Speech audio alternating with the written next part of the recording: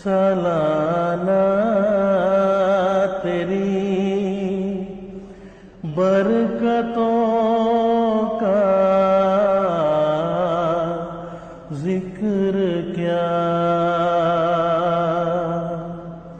Asyhadu an la ilaha illallah wahdahu la syarikalah wa asyhadu anna Muhammadan abduhu wa rasuluh. Amma ba'du, fa'udzu billahi minas syaitonir rajim. Bismillahirrahmanirrahim. Alhamdulillahi rabbil alamin. Ar-Rahmanir Rahim, Maliki yaumiddin. Iyyaka na'budu wa iyyaka nasta'in. Ihdinas siratal mustaqim. Siratal ladzina an'amta 'alaihim ghairil maghdubi 'alaihim waladdallin. Allahumma sholli wa sallim wa barik ala Muhammad wa ala ali Muhammad kama sholaita ala Ibrahim wa ala ali Ibrahim innaka Hamidum Majid. Sidang jalsah yang berbahagia, tema pidato yang diberikan kepada saya berjudul Mukjizat dan Tanda-tanda Kebenaran Hadrat Mirza Ghulam Ahmad Imam Mahdi Masih Mau'ud alaihi salam. Jam ini adalah jam kritis. Baru makan bapak-bapak dan ibu-ibu sekalian, dan kemungkinan besar mendengarkan uraian saya akan ngantuk.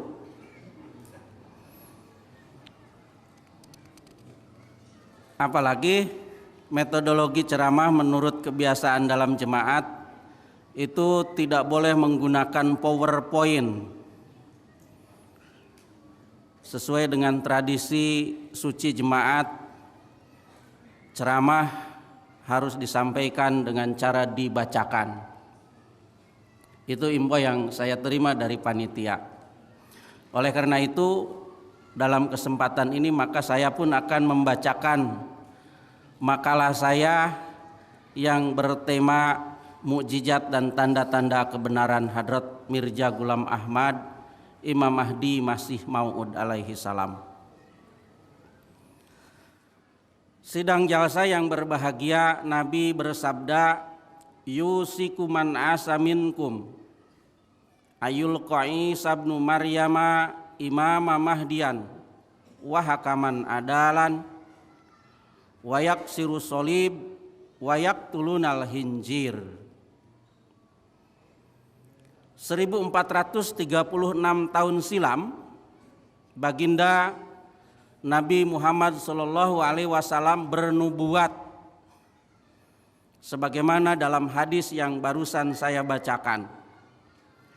Sudah dekat masanya siapa yang dipanjangkan umurnya di antara kamu akan berjumpa dengan Isa ibnu Maryam Imam Mahdi hakaman adalan. Ia akan memecahkan salib dan membunuh babi. Diriwayatkan oleh Musnad Ahmad bin Hambal jilid 2 halaman 156. Dan dalam hadis lain Rasulullah bersabda, demi Allah yang diri saya berada di tangannya, sungguh Isa bin Maryam benar-benar akan turun di antara kamu sekalian sebagai hakim yang adil. Kemudian akan mematahkan salib, membunuh babi, menghabisi peperangan, dan melimpahlah harta benda. Hadis riwayat Bukhari dan Muslim. Di tanah air, alim ulama yang tergabung dalam Nahdlatul Ulama dan Muhammadiyah sama-sama meyakini kelak pada akhir zaman akan turun Nabi Isa ibnu Maryam alaihi salam. Ulama-ulama yang tergabung dalam NU mengatakan kita wajib berkeyakinan bahwa Nabi Isa itu akan diturunkan kembali pada akhir zaman nanti sebagai nabi dan rasul yang melaksanakan syariat Nabi Muhammad sallallahu alaihi wasallam. Dan hal itu tidak berarti menghalangi Nabi Muhammad sebagai nabi yang terakhir. Sebab Nabi Isa hanya akan melaksanakan syariat Nabi Muhammad sallallahu alaihi wasallam, sedangkan mazhab 4 pada waktu itu hapus, tidak berlaku. Ini di dalam kitab Ahkam Al-Fuqaha edisi 2007 halaman 47-48. Sedangkan para ulama yang tergabung di dalam Muhammadiyah mengatakan tentang kedatangan Tuhan Yesus ke dunia kembali, memang rata-rata kaum muslimin mempercayainya. Hal kepercayaan muslimin tentang kedatangan Yesus ke dunia lagi itu demikianlah. Sungguh baginda Nabi Isa akan turun ke dunia lagi pada akhir zaman, dan beliau itu akan menghukum dengan syariat Nabi Muhammad SAW, tidak dengan syariatnya. Karena syariat Yesus itu telah terhapus sebab sudah berlalunya waktu yang sesuai untuk menjalankannya. Maka kedatangan Yesus itu nanti menjadi sebagai khalifah atau pengganti Nabi kita di dalam menjalankan syariat baginda Nabi kita Muhammad SAW pada ini umat. Ini di dalam majalah Windon nomor Mutiara, Majelis HB Muhammadiyah, Taman Pustaka, Februari 1940, halaman 3234. 125 tahun silam, tepatnya pada tahun 1890, seorang bernama Mirza Ghulam Ahmad berasal dari dusun terpencil tak dikenal Kadian, India, memproklamirkan diri bahwa ia adalah Al-Masih dan Al-Mahdi yang dijanjikan. Beliau mengatakan, maka akulah sesungguhnya Al-Masih yang dijanjikan itu. Ini di dalam Bahteranu halaman 22. Demi Allah, saya bersumpah, saya adalah Masih Mau'ud atau Al-Masih yang dijanjikan, dan sayalah orang yang dijanjikan oleh para nabi. Ini di dalam kitab beliau Dafi'ul Bala halaman 18. Sesungguhnya Allah telah menjadikanku majhar atau penampakan bagi seluruh nabi, dan dinisbatkan Allah kepadaku nama-nama mereka. Saya Adam, saya Sid, saya Nuh, saya Ibrahim, saya Ishak, saya Ismail, saya Yakub, saya Yusuf, saya Isa, saya Musa, saya Daud, dan saya adalah penampakan sempurna atau majhar kamil dari Nabi Muhammad sallallahu alaihi wasallam. Artinya saya adalah bayangan Muhammad. Ini di dalam kitab Hakikat Al-Wahyu edisi 1934 halaman 72.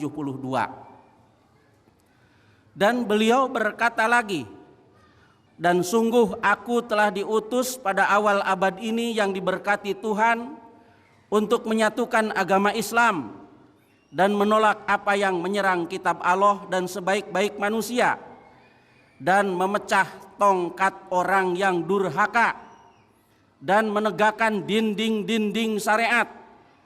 Serta aku telah menjelaskan dengan gamblang dan berulang-ulang kepada umat manusia, aku adalah Al-Masih dan Al-Mahdi yang dijanjikan. Ini pengakuan beliau di dalam I'jazul Masih halaman 8. Beliau juga mengemukakan misinya akan sukses dengan janji Allah, aku akan menyampaikan tabligmu sampai ke ujung-ujung dunia. sebuah pernyataan yang mengherankan dari seorang lelaki yang pengikutnya waktu itu belum berjumlah 50-an. Jadi muridnya belum sampai 50, tapi beliau mengemukakan, mendapatkan ilham bahwa misinya akan sukses, akan disampaikan ke seluruh penjuru dunia. Pengakuan Hadrat Mirza Ghulam Ahmad sebagai Al-Masih dan Al-Mahdi yang dijanjikan menimbulkan kegaduhan di kalangan masyarakat. Sebagian menyambut dengan beriman dan membaktikan diri sepenuhnya. Sebagian bangkit menentang dengan topan perlawanan yang sesengit-sengitnya. Sebagian yang beriman dan membaktikan diri termasuk bapak-bapak dan ibu-ibu sekalian. Di antara mereka ada yang menantang, ada di antara mereka yang menentang, ada yang meminta tanda mujizat sebagaimana lazim diperlihatkan para nabi utusan Allah umumnya. Dalam pandangan masyarakat Islam, kebenaran seorang nabi memang selalu diidentikan dengan adanya mujizat. Nabi Isa, mujizatnya yang terkenal antara lain menyembuhkan orang buta, menyembuhkan orang yang berpenyakit kusta, menghidupkan orang mati, dan menciptakan makhluk yang menyerupai burung. Itu di dalam surat Al-Imran ayat 50. Nabi Musa, mujizatnya yang terkenal antara lain mengubah tongkat menjadi seekor ular dan menelan ular-ular para penyihir. Itu di dalam surat 7 ayat 108 dan 118. Dan dengan memukulkan tongkat, lautan terbelah, tersibak menjadi tahar kering. Itu di dalam surat Asy-Syu'ara ayat 26, surat 26 ayat 64. Mereka memahami mujizat Nabi Isa dan Nabi Musa dalam arti harafi, tekstual, bukan dalam arti isti'arah majazi atau kontekstual. Oleh karena itu ketika masyarakat mendengar Hadrat Mirza Ghulam Ahmad memproklamirkan diri sebagai utusan Allah Imam Mahdi Masih Maud, masyarakat gaduh. Mereka meminta tanda mujizat seperti yang diperlihatkan para nabi itu. Ya.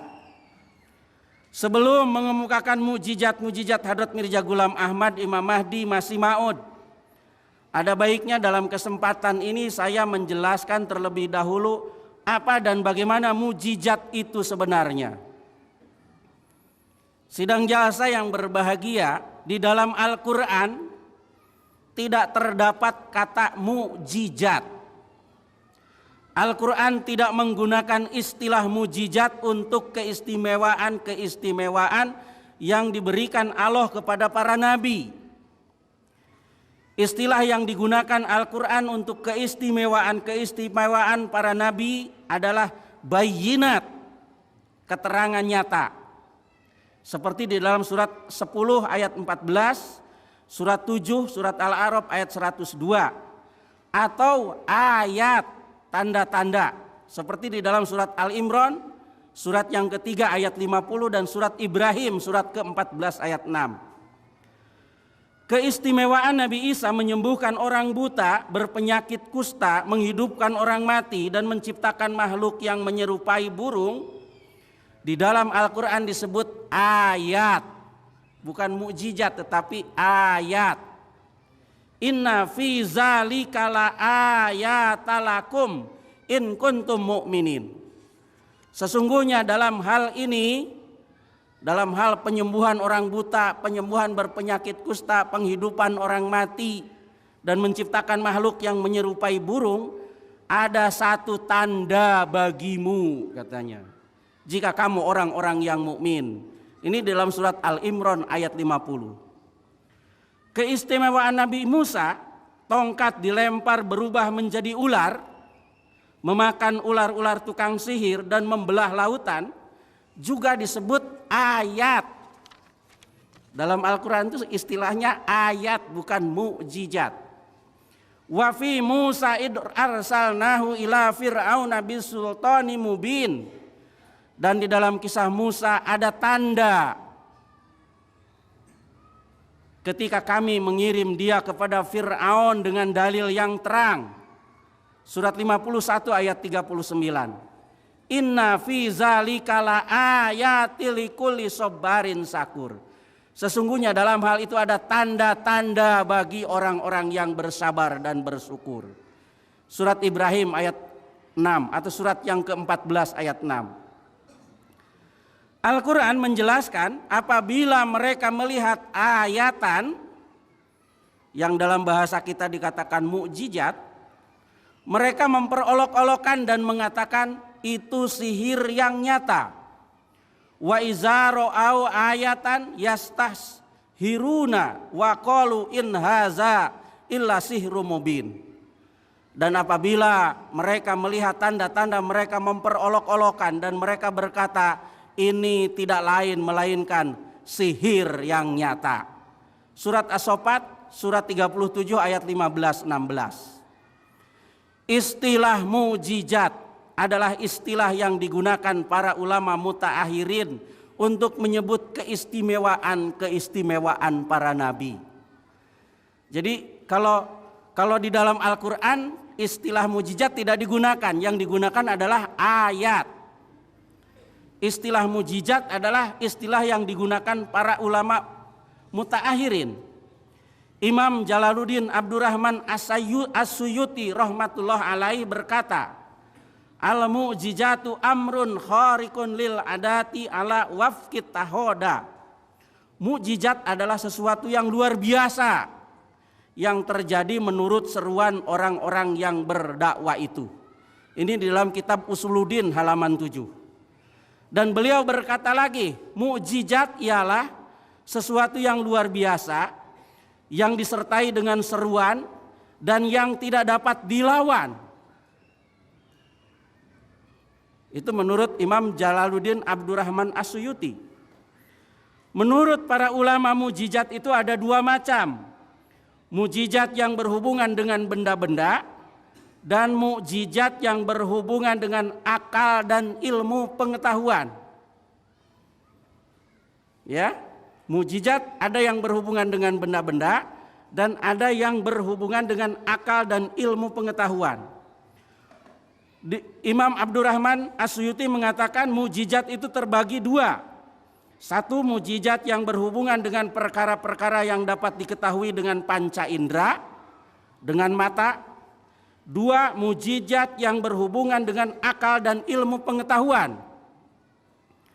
Oleh karena Bani Israel adalah suatu kaum yang kurang akal dan kurang ilmu pengetahuan, maka kebanyakan mukjizat yang telah diberikan kepada mereka itu ialah yang dapat diketahui dengan panca indera. Tongkat berubah jadi ular, orang mati berubah menjadi orang hidup. Dan oleh karena umat Nabi Muhammad mempunyai akal yang tajam dan pikiran yang waras, maka kebanyakan mukjizat yang diberikan kepada mereka itu ialah yang dapat diketahui dengan akal dan ilmu pengetahuan. Ini di dalam kitab Al-Itqan jilid 2 halaman 116.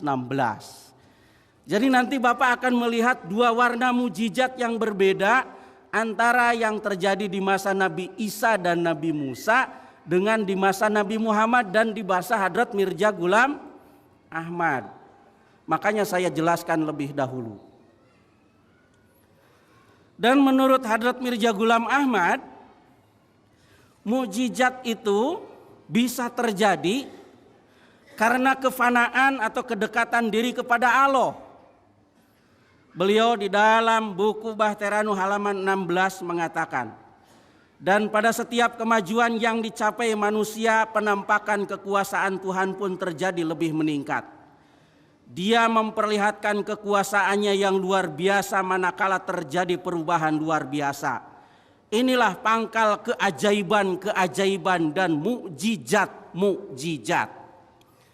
Jadi kalau orang punya kedekatan diri dengan Tuhan, apa yang dia kehendaki itu menjadi kehendak Allah Subhanahu wa ta'ala. Ya, jangan heran kalau orang-orang suci, orang-orang yang fanafilah itu seperti mereka mengetahui hal-hal mengenai yang akan datang. Dan itu merupakan mukjizat bagi dia. Sekarang mari kita kembali ke tema pokok bahasan kita, mukjizat dan tanda-tanda kebenaran Hadrat Mirza Ghulam Ahmad Imam Mahdi. Namun sebelum itu perlu juga disampaikan di sini mukjizat Hadrat Mirza Ghulam Ahmad tidak seperti mukjizat Nabi Isa dan Nabi Musa berkaitan dengan benda. Spontan dapat disaksikan dengan indera mata, tidak, Pak. Ya, mukjizat Hadrat Mirza Ghulam Ahmad Imam Mahdi Masih Maud mirip dengan mukjizat Nabi Muhammad berkaitan dengan akal dan ilmu, menampilkan kabar-kabar gaib, nubuah yang hanya dapat disaksikan dengan indera akal dan ilmu pengetahuan. Jaraknya lama, tapi terbukti menjadi benar dan orang bungkam karena melihat kebenarannya. Hal ini terjadi karena perkembangan inteligensi manusia dan juga karena beliau adalah zil, bayangan daripada Nabi kita Muhammad Sallallahu Alaihi Wasallam. Oleh karena itu mukjizatnya di bawah bayang-bayang mukjizat Nabi kita Muhammad Sallallahu Alaihi Wasallam. Pertama, yang mulia Nabi kita Muhammad SAW menerima wahyu berisi tantangan kepada orang-orang kafir yang meragukan kebenaran Al-Quran sebagai kitab samawi yang diwahyukan untuk membuat satu surah saja yang semisal dengan Al-Quran. Wa in kuntum fi raibim mimma nazalna ala abdina fa'tu bi suratim mim mislih wad'u suhada'akum min dunillahi in kuntum shodiqin.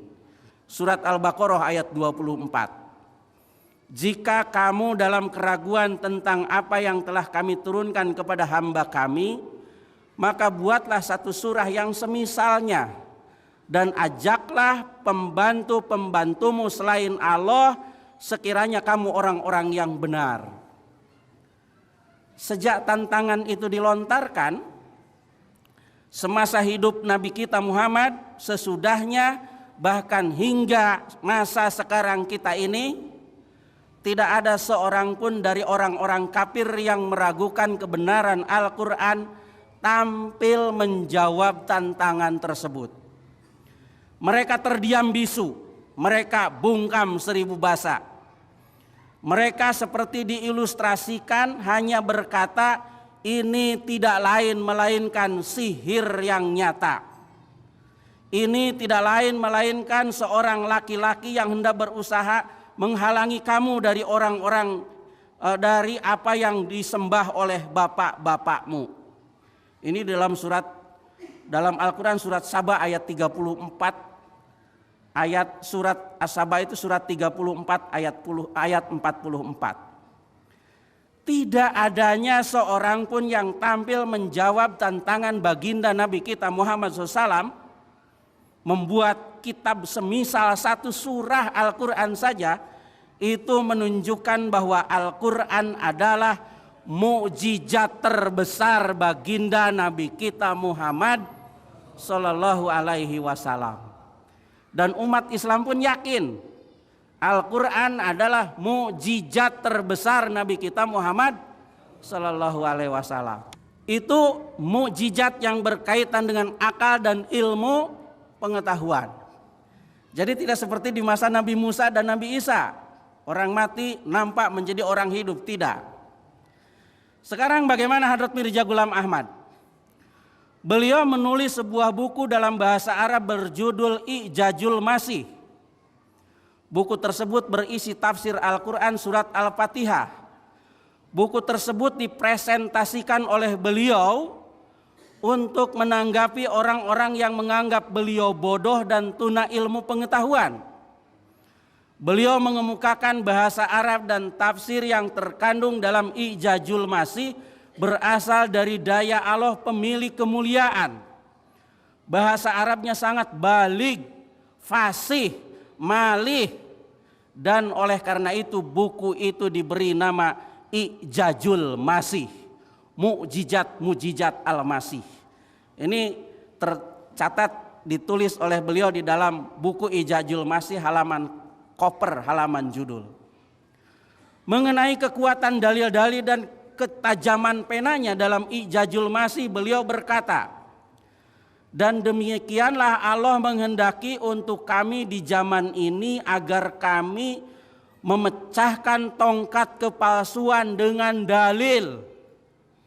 Kalau Nabi Musa memecahkan ular dengan tongkat, beliau mengatakan agar kami memecahkan tongkat kepalsuan dengan dalil, bukan dengan tombak.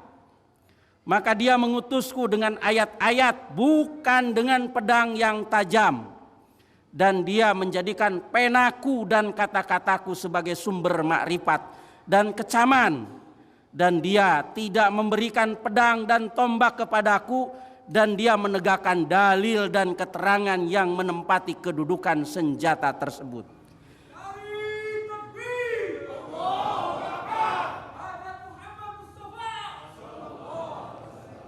Itu di dalam Ijazul Masih halaman 22.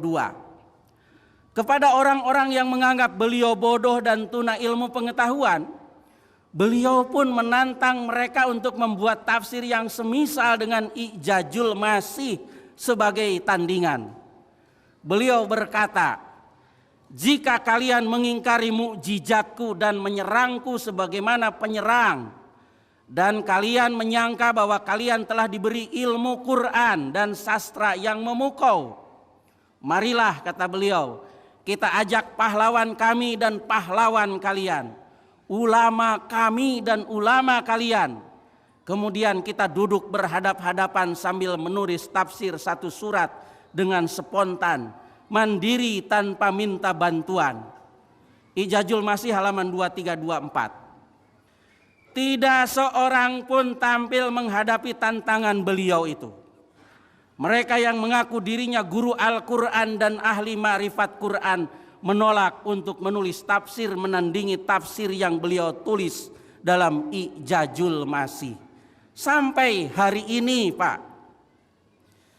Hadrat Mirza Ghulam Ahmad memang sudah meramalkan orang-orang yang selama ini menganggap beliau bodoh, tuna ilmu pengetahuan, tidak akan sanggup menulis tafsir Sab'ul Masani, 7 ayat yang diulang-ulang di dalam surat Al-Fatihah. Beliau mengatakan, wa man kana yaz'amu nafsahu annahu huwal alimu rabbani falaisa alaihi ba'azizi ayyaktuba tafsirosab ilmasani ma'ari ayati milhil adabi wasawarodil ma'ani. Dan siapa saja yang merasa dirinya seorang alim dalam ilmu ketuhanan, maka ia tidak akan mampu menulis tafsir Sab'ul Masani, 7 ayat yang selalu diulang-ulang dari surat Al-Fatihah, dengan menjaga kebagusan sastra dan bahasa yang menyimpang dari aturan.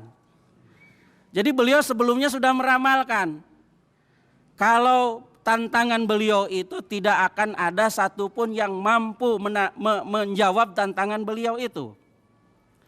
Dalam pengantar bukunya beliau bahkan sudah mengatakan, fa innahu kitabun laisa lahu jawabun. Waman qoma lil jawabi wa tamarro pasaufa yaro annahu tanaddama wa tadammar. Ini suatu kitab yang tidak akan dapat dijawab, dan barang siapa yang akan mulai menjawab dan akan memberanikan dirinya, maka ia akan malu dan akhirnya dia akan menyesal. Ijazul Masih halaman cover. Tidak adanya orang yang tampil menjawab tantangan beliau menunjukkan kitab Ijazul Masih adalah mukjizat yang terang benderang bagi kebenaran beliau. Kitab Ijazul Masih merupakan bayangan dari mukjizat Nabi kita Muhammad SAW yang besar, yang diperlihatkan untuk menyatakan kebenaran Al-Quran Majid dan kebenaran baginda Nabi kita Muhammad Sallallahu Alaihi Wasallam. Benarlah apa yang dikatakan beliau, dan demikianlah Allah menghendaki untuk kami di zaman ini, agar kami memecahkan tongkat kepalsuan dengan dalil, bukan dengan tombak. Maka dia mengutusku dengan ayat-ayat, bukan dengan pedang yang tajam. Dan dia menjadikan penaku dan kata-kataku sebagai sumber makrifat dan kecaman. Dan dia tidak memberikan pedang dan tombak kepadaku. Dan dia menegakkan dalil dan keterangan yang menempati kedudukan senjata tersebut. Ini mujizat pertama. Saya menampilkan 10 contoh mujizat di sini. Ya. Yang terakhir saja. Beliau mengemukakan sebuah kabar takut.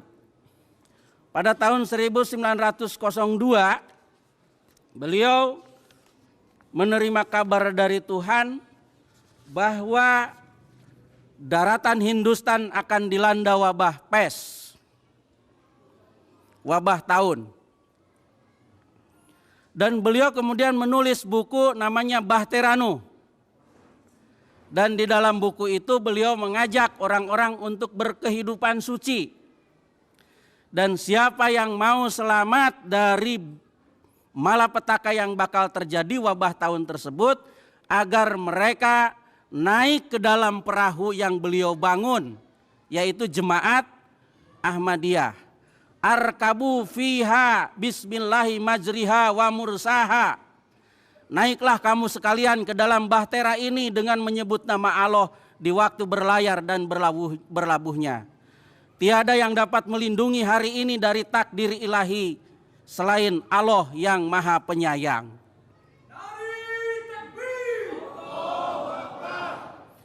Dan beliau juga mengemukakan, ini uhafidu kullaman fidar. Beliau mengaku menerima wahyu, hanya orang-orang yang naik ke dalam bahtera itulah mereka yang akan diselamatkan.